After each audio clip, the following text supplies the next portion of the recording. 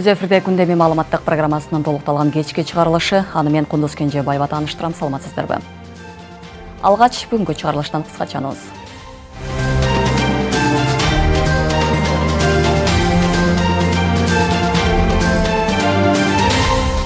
Жогорку кеңеште Кыргызстанда уран жана торий кендерине геологиялык изилдөө иштерин жүргүзүүгө жана иштетүүгө уруксат берүү боюнча мыйзам долбоору биринчи окууда каралып, кабыл алынды. 69 депутат макул, 3 депутат каршы добуш берди.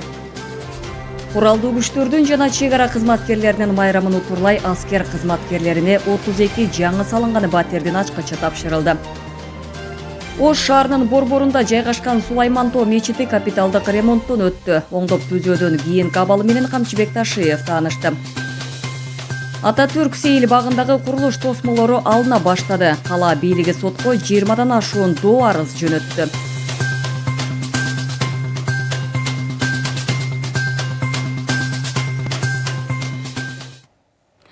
Президент Садыр Жапаров Евразия экономикалык биримдигине мүчө мамлекеттердин жарандарын Евразия экономикалык комиссиясынын биримдиктен мамлекеттик органдарынын кызматкерлерин, бизнес коомчулуктун өкүлдөрүн Евразия экономикалык биримдиктен 10 жылдыгы менен куттуктады. Бул тууралуу өлкө башчынын маалымат кызматы билдирди. Мамлекеттен жетекчиси Евразия экономикалык биримдиги туруктуулуктун символу боло алганын белгилеген. Биримдик дүйнөдөгү башка өнөктөштөр үчүн туруктуулуктун пайдалуу кызматташтыктын үлгүсү болуп калды. Биргелешкен аракеттерибиздин аркасында маанилүү долбоорлорду жана демилгелерди ишке ашыра алдык. Евразия экономикалык биримдиктин алкагында 2030 жана 2045 жылдарга карата экономикалык процесстерди өнүктүрүү жөнүндө декларацияны сапаттоо жана өз убагында ишке ашырууга чоң маани берилет. Кыргызстан биримдиктен идеяларына, максаттарына жана принциптерине берилгендигин сактап, өз ара пайдалуу кызматташтыкты ишке ашыруу үчүн бардык күч аракеттерин жумшайт, деди Жапаров.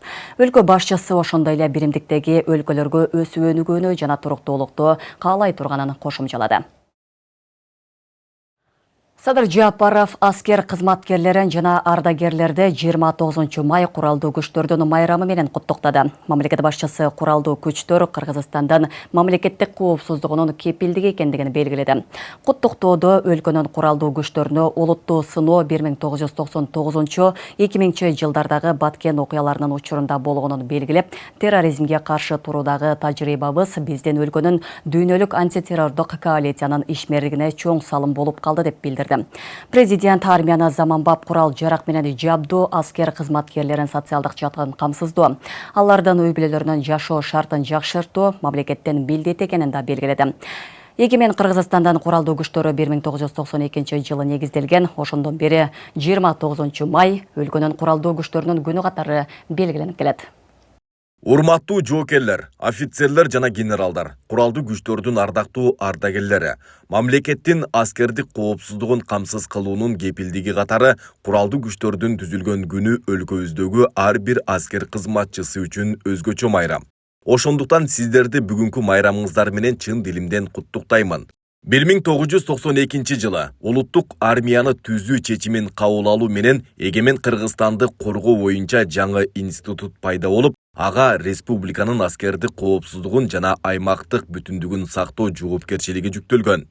Биздин куралдуу күчтөрүбүздүн күжүрмө жетилгендигинин олуттуу сыноосу 1999-2000 жылдардагы эл аралык террористтердин согушкерлери мекенибизге бастырып кирген Баткен окуялары болду. Ошол жылдары дүйнөнүн көптөгөн өлкөлөрү каршы күрөшүп жаткан эл аралык терроризмге биринчилерден болуп биздин өлкө дуушар болгон. Баткен окуясындагы терроризмге каршы туруудагы тажрыйбабыз биздин өлкөнүн дүйнөлүк антитеррордук коалициянын ишмердигине чоң салым болуп калды. Өлкөбүздө болгон окуяларда Кыргызстандын аскер кызматчылары мамлекеттин аймактык бүтүндүгүнө жасалган ар кандай аракеттерди жана кол салууларды толугу менен жок кылууга даяр экенин көрсөттү. Бүгүнкү күндө биз куралдуу күчтөрдүн күжүрмөн деңгээлин жогорулатуу үчүн Кыргыз армиясын заманбап курал жарактуу, жогорку мобилдүү, кыска аралыктын ичинде минималдуу чыгым менен сырткы жана ички аскердик коопсуздукту чечүүгө мүмкүнчүлүгү бар аскер түзүмдөрүнүн арасында биримдикти жана ыкчам аракеттенүүнү бийик деңгээлде уюштуруу аракетин көрүп келебиз. Ошону менен бирге мамлекеттин маанилүү жана артыкчылыктуу милдети аскер кызматчыларын социалдык жактан толук камсыздоо болуп саналат. Кыргыз мамлекетинин аскер кызматчыларынын жана алардын үй-бүлө мүчөлөрүнүн жашоо шарттарын жакшыртуу, Аскердик шаарчыларды заманбап инфратүзүм менен камсыз кылуу керектигин өзгөчө белгилеп кетким келет. Ошондой эле жогорку деңгээлдеги кесипкөй аскер кызматчыларынын социалдык статусун жана коомдун ичинде алардын кадыр баркын көтөрүүбүз зарыл. Албетте мунун баары бюджеттик каржынын өсүшүнө алып келет. Бирок биз өлкөбүздүн аскер коопсуздугун камсыздоо маселесинде үнөмдөө болбой турганын жакшы түшүнөбүз.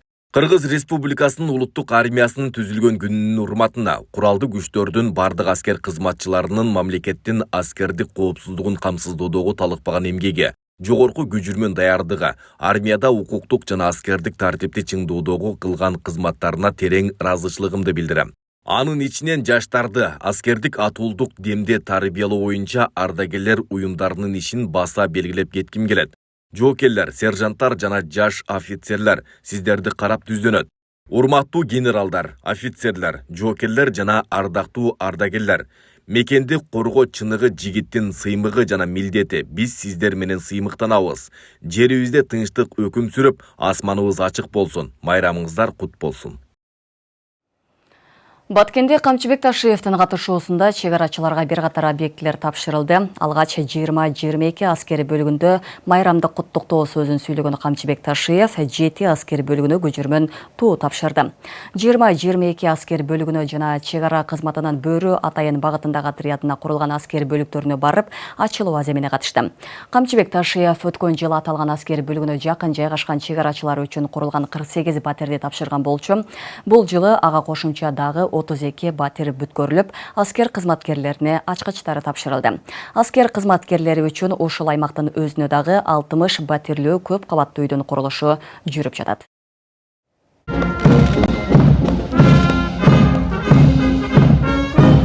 Жолдошторго өздүк курап, чегарачылар күнүнө арналган маекеге жана күжүрмөн тууларды тапшыруу аземине тизилди. Генерал-майор Шаршеев. Бүгүн 28 майда Кыргыз Республикасынын министрлер кабинетинин төрагасынын орун басары, УКМК төрагасы Камчыбек Ташиевдин катышуусунда Баткен жергесинде чегарачыларга бир катар объектилер тапшырылды. Алгач 20-22 аскер бөлүгүндө майрамдык куттуктоо сөзүн сүйлөгөн Камчыбек Ташиев 7 аскер бөлүгүнө күжүрмөн туу тапшырды. Саламатсыңарбы жоокерлер? Эркин тор.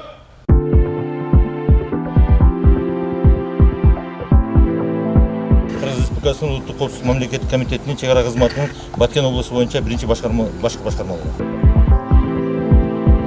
Урматтуу чегарачылар жана ардагерлер, дагы бир рет сиздерди майрамыңыздар менен куттуктаймын. Бардыгыңыздарга чындын соолук, бакыттаалай жана Кыргызстандын жаркын келечеги үчүн жооптуу жана сыймыктуу кызматта жаңы ийгиликтерди каалаймын. Кыргыз Республикасы чегарачылар күнү чегара кызматынын түзүлгөндүгүнүн 25 жылдыгы жана күжүрмөн туу алышыңыздар менен куттуктаймын. Андан соң 20-22 аскер бөлүгүнө курулган жаңы штаб жана казарманы ачып, түзүлгөн шарттарын чегара кызматынын жетекчилиги жана кызматкерлери менен биргеликте таанышып чыкты. Имаратта аскер кызматкерлери үчүн заман талабына төп келген бардык шарттар камсыз кылынган.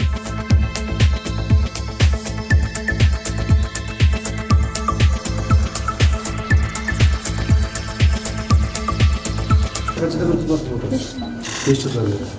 Так, азыр кайерде иштеп атасыз? Ушул жерде. Шартына өзгөрдүңүзбү? Жакшы болуп калдыбы? Жумушуңар жакшы болуп калдыбы? Так. Мындан 4 жыл алдын канча айлык аласыз? 12.500 аласыз dediniz, he? 4 жыл алдын, he? 12.500. Азыр канча алып атасыз? Азыр 74. 74 миң алып атасыз. Жак жетип атабы? Жакшы. Жүрдүң ийби мына шах. Ne oldu? Kaya kaçırıyorsun?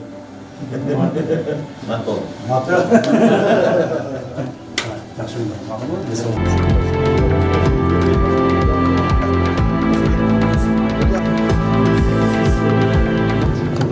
Salatanın kursağı tok boluş gerek. Taza tamak jeş gerek. Anam şu tamaktan egerde uğurday başta turgan bolsa bir önce tamaktan kısa başta turgan bolsa anda уже çatak. Tamam mı? Şu küçük yumuşak. Камчыбек Ташиев өткөн жылы атылган аскер бөлүгүнө жакын жайгашкан чек арачылар үчүн курулган 48 батирди тапшырган болчу. Бул жылы ага кошумча дагы 32 батир бүткөрүлүп, аскер кызматкерлерине ачкычтары тапшырылды. Аскер кызматкерлери үчүн ушул аймактын өзүнө дагы 60 батирлүү көп кабаттуу үйдүн курулушу жүрүп жатат. Камчыбек Ташиев курулуш иштеринин жүрүшү менен таанышып, жыл аягына чейин сапаттуу жана бардык жашоо шарттары менен курулуп жаткан үйдү бүтүрүүнү тапшырды.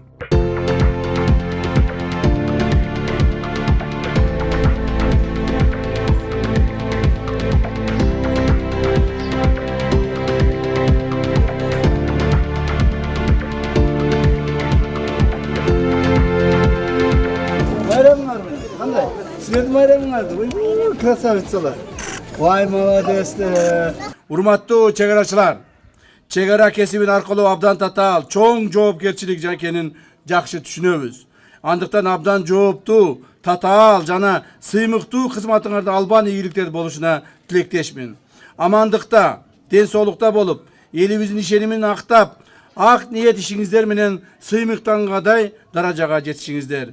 Майрамыңыздар менен урматтуу чегарачылар. Андан соң УКМК төрагасы чегара кызматынын Бөрү Атайын багыттагы отрядына курулган аскер бөлүгүнө барып, ачылуу аземине катышты. Бөрү Атайын багыттагы отрядына да заман талабына ылайык келген бардык шарттар түзүлгөн. Аскерлердин кызмат өтөсү жана эс алуусу үчүн керектүү шарттар толугу менен түзүлгөн. Бул аскер бөлүгүнүн курулуш иштери өткөн жылы башталган болчу.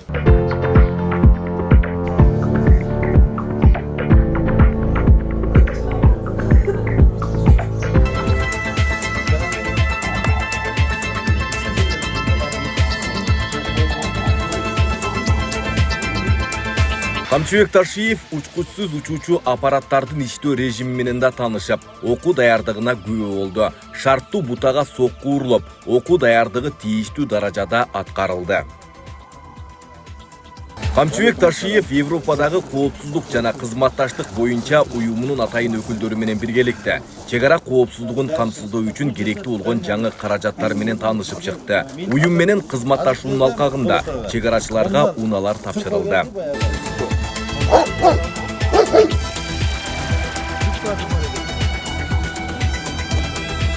Ден соолукта болгула, бири-бириңерге жардам бергиле, бири-бириңерди колдогула.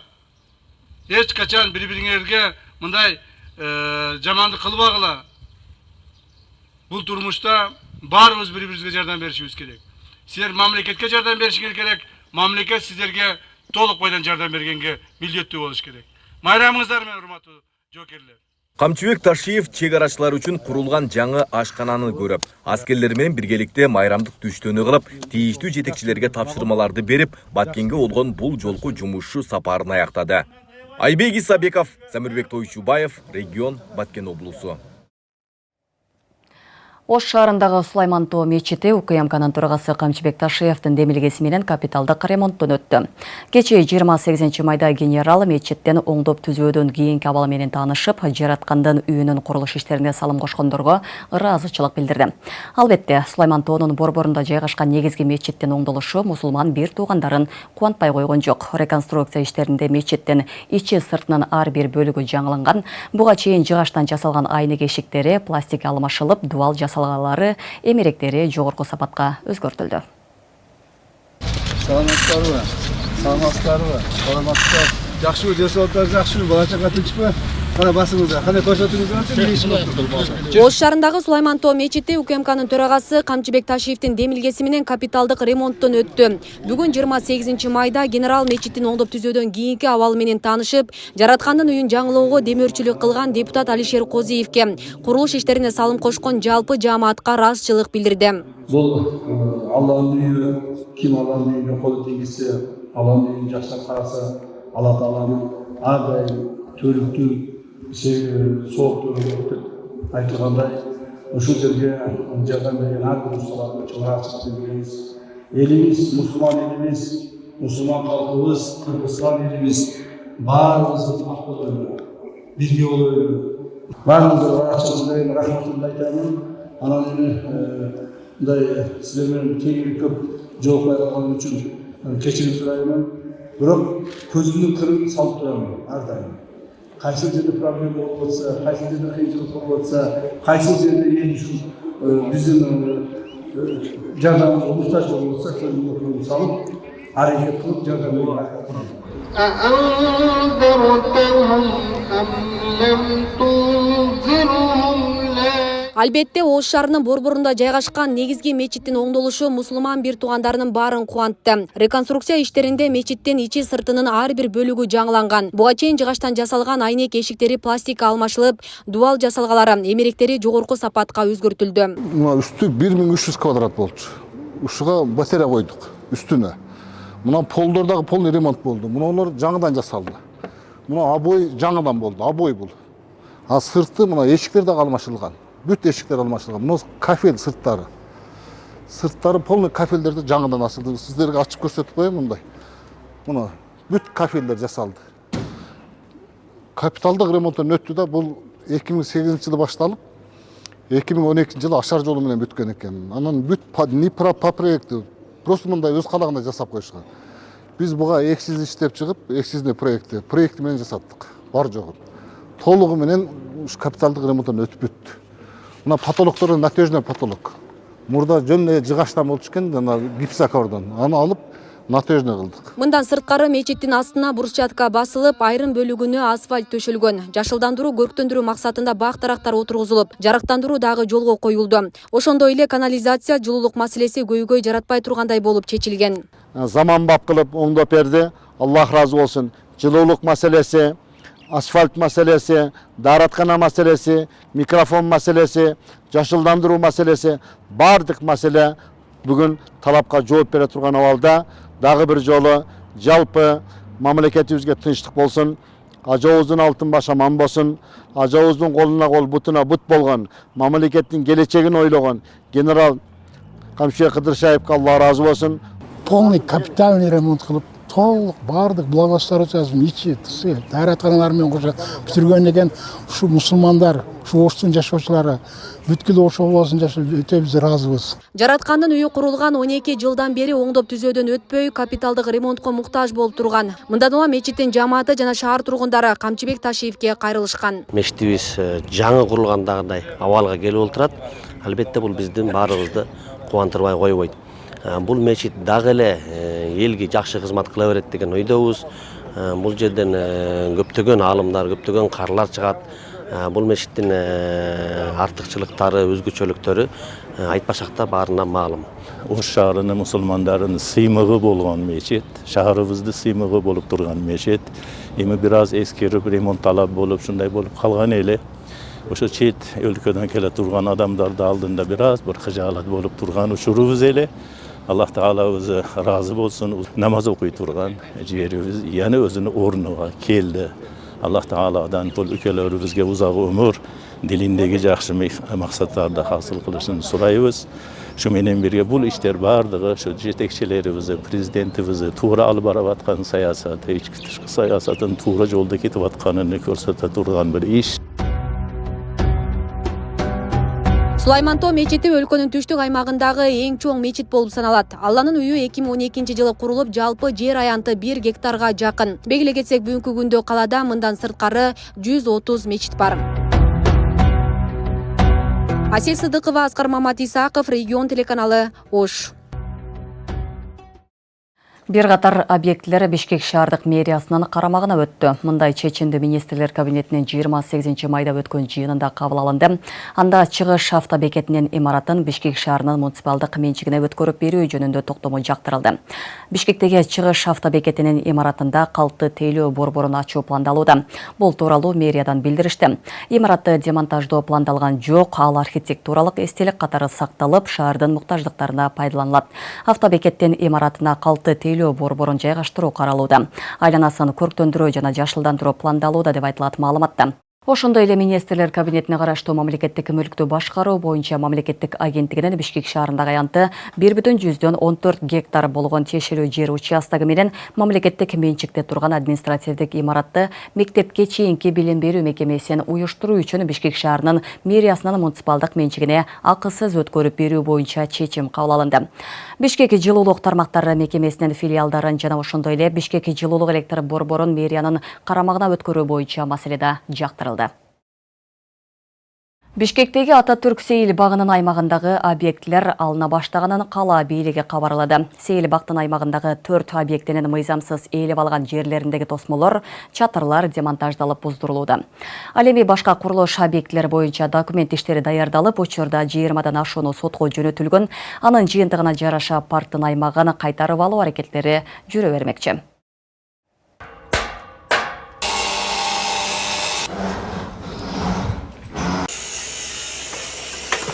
Ататүрк Сейил багынын аймагында өз учурунда мыйзамсыз берилип кеткен жерлер алына баштады. Кечээ кала бийлик 4 объектини демонтаждаганы кабарланды. Алардын бири дал ушул мен турган Малдыбаев 69 дарегиндеги эс алуучу жайлардын биринин 86 метрлик тосмосу демонтаждалган. Аны менен катар муниципалдык аймакка тиешелүү уруксат документтери жок 14 метр узундуктагы чатыр буздурулган. Ал эми номер 104/1 дарегиндеги жашоочулар 4 кабаттуу үйдүн айланасындагы тосмону өз ыктыяры менен демонтаждоо иштерин баштаганы айтылды. Шаардык мекеме тарабынан буга чейин объект ээлерине эскертүү маалым каттары жолдонгон. Деген менен андан майнап болгон эмес. Эл менен жолукканда да түшүндүрүп бергенбиз.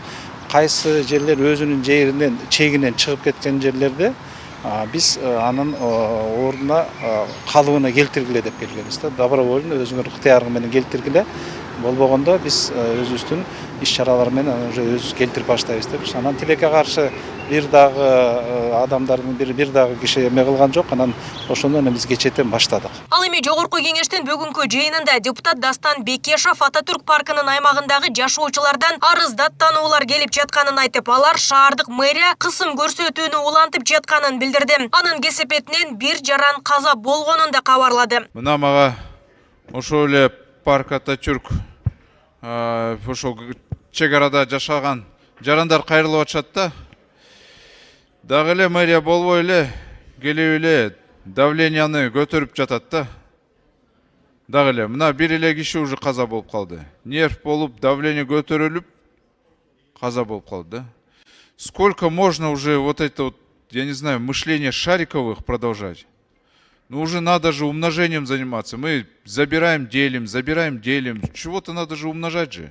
Деген менен бул маалыматты Октябрь районунун акими Жаныбек Орозалиев төгүндөйт. Ал каза болгон жаран тууралуу кабардар болушканын, бирок ага мэриянын ишмердүүлүгүнүн эч кандай тиешеси жок экенин белгиледи. Учурда каза болгон жарандын өлүм себептерин аныктоо максатында шаардык бийлик саламаттык сактоо министрлигине кайрылуу кат жөнөткөнү кабарланды. Биздин урматтуу депутаттын ушул позициясына аябай таң калдым да. Себеп деген ошо Дастан Далабаевич мына 3 чакырымдан бери ошол кыйкырып эле келаткан.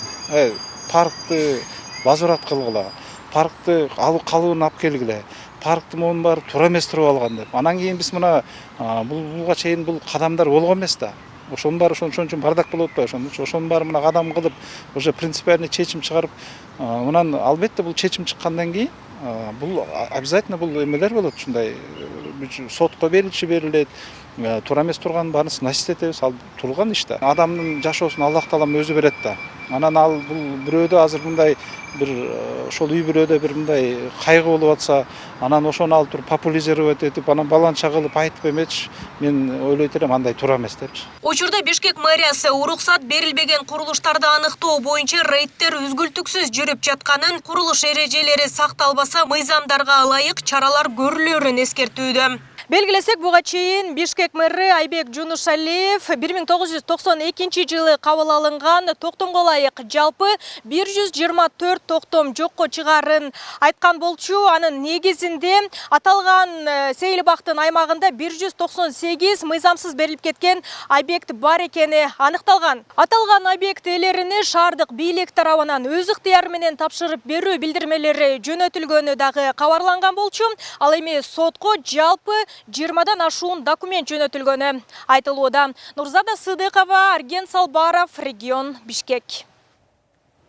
Бишкекте баасы 1 миллиард сомдон кымбат болгон 2,5 гектар жер аянты мамлекетке кайтарылды. Бул тууралуу Улуттук коопсуздук мамлекеттик комитетинен билдиришти. Маалыматка караганда Бишкек шаарынын Тыналиев көчөсүндө жайгашкан 2,5 гектар жер тилкеси орто мектепте долбоорлоо жана куруу үчүн убактылуу пайдаланууга берилген. Андан соң жер тилкеси Бишкек шаардык мэриясынын кызматкерлери менен алдын ала макулдашуудан кийин 2011-жылы аукцион аркылуу 340 000 АКШ долларына жеке менчикке алынган.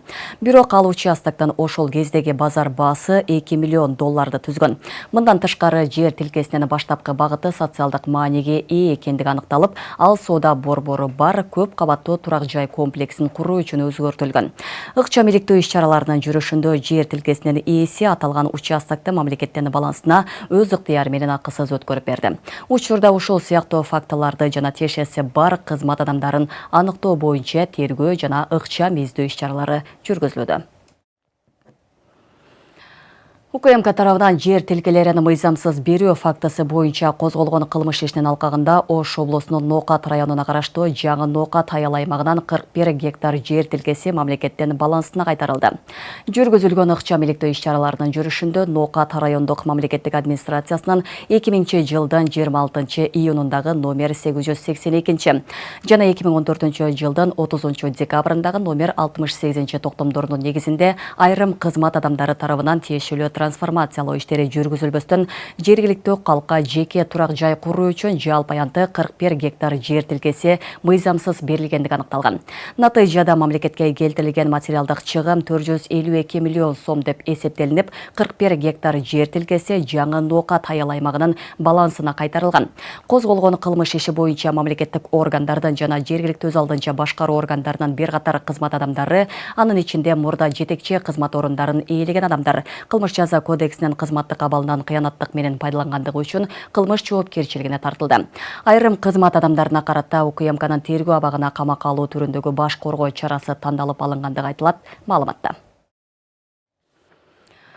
Уран жана торий кендерин иштетүүгө уруксат берген мыйзам долбоору бүгүн жогорку кеңеште биринчи окууда каралып колдоо тапты. Министрлер кабинетинин төрагасы демилгелеген аталган мыйзам долбоору менен жаратылыш ресурстары, экология жана техникалык көзөмөл министри тааныштырды.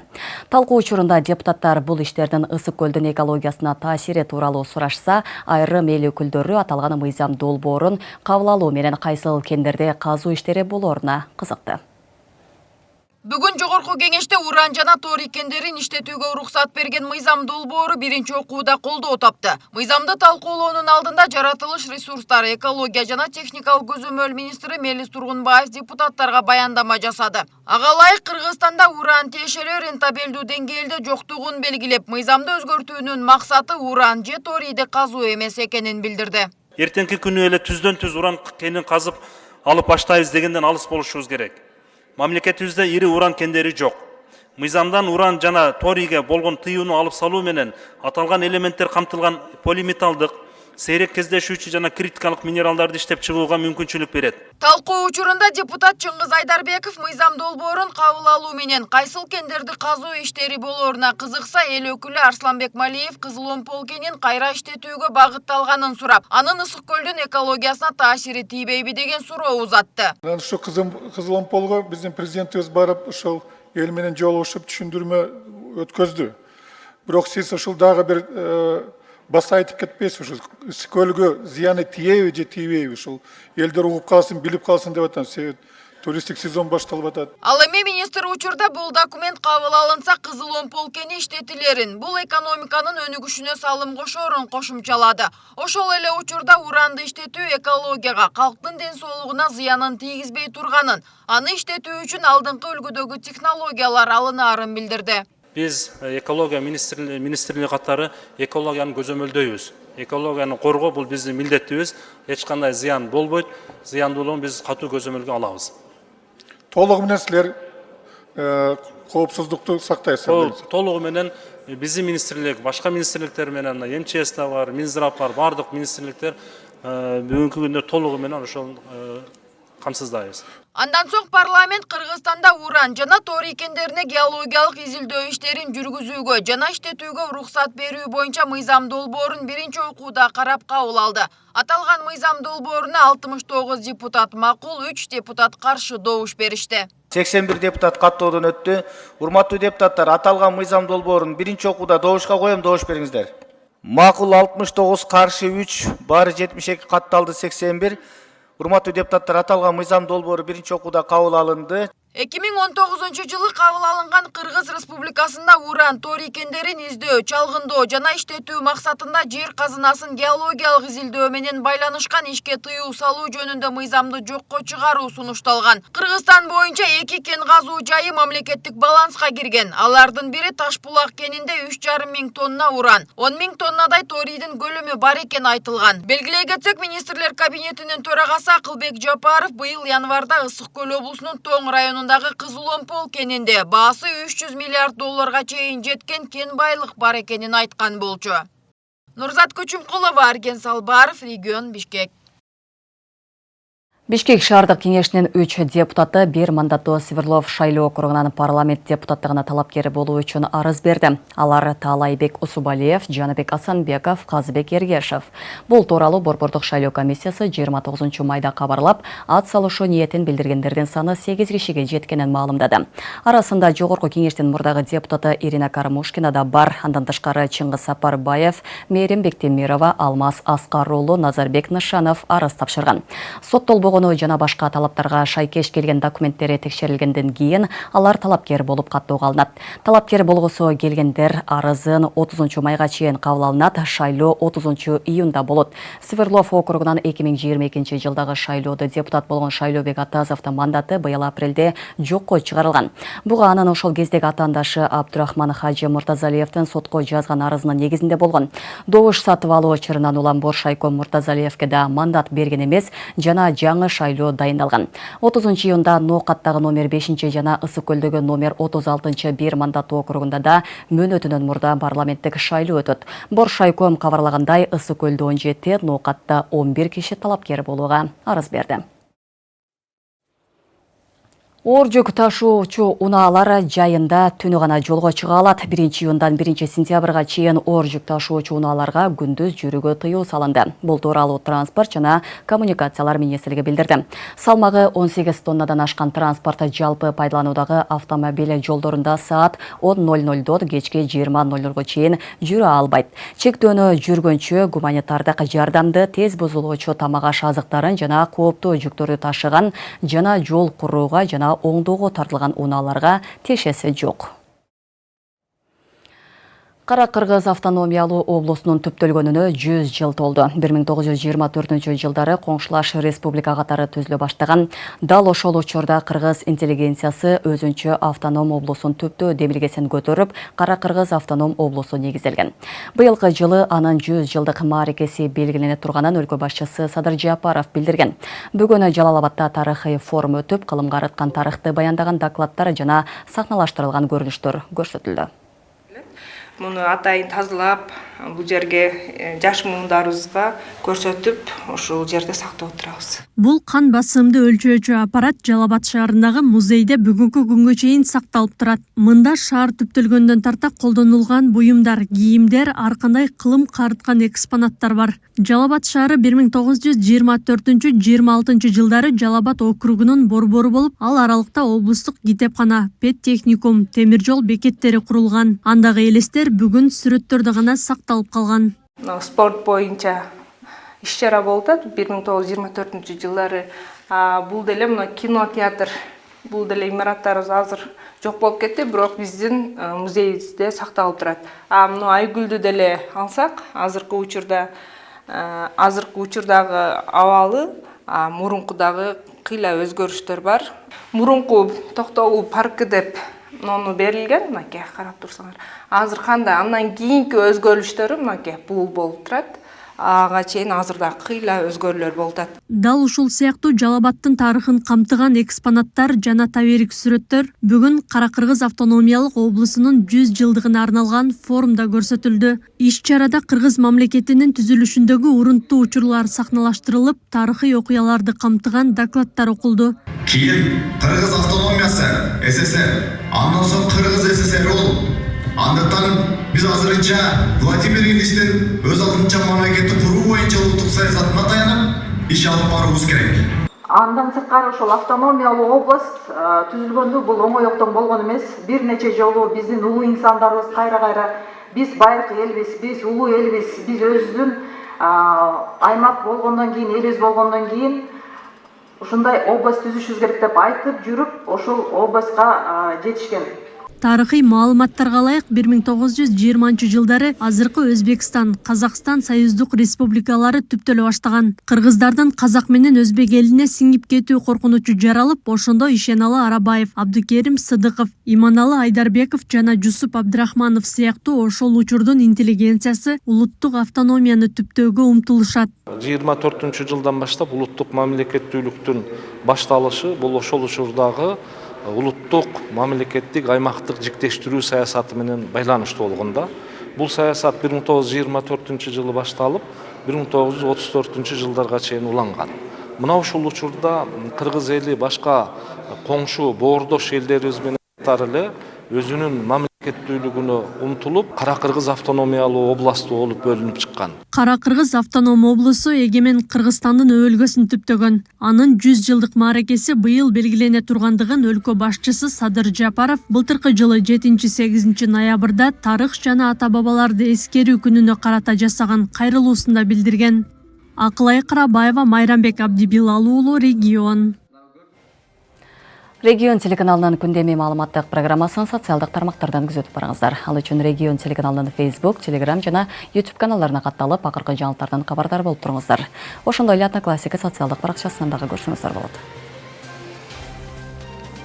Мына ушундай жаңылыктар менен биз көрсөтүүбүздү жыйынтыктайбыз. Эфирде Кундуз Кенжебаева болдум. Саламатта туруңуздар.